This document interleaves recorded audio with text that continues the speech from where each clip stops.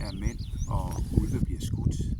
Den handler om Frank og Bjørn og Emmy og Sara og de andre, som bor i den fiktive by Ny Kistrup i det sydlige Midtjylland. Men den handler også om det her.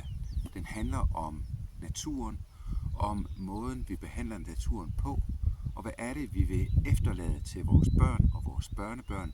Hvordan er det, vi ønsker, naturen skal se ud, når vi selv bliver gamle. Den handler om udkantsdanmark, og den handler om ulve.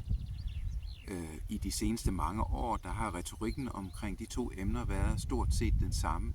Der er ikke blevet sagt ret meget godt om de tyndt befolkede dele af Danmark, og ulven er blevet dæmoniseret som det her rovdyr, der kommer og tager os alle sammen.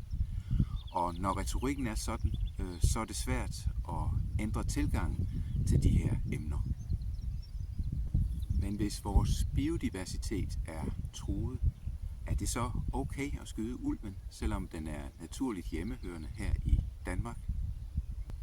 Og skal vi bare se til, mens udkantsdanmark stille og roligt bliver affolket, selvom de tyndt befolkede dele af Danmark faktisk har utrolig meget at byde på i form af lys, luft, plads, en vidunderlig natur, stilhed og fuglesang og nogle mennesker, som på godt og ondt ligner alle andre.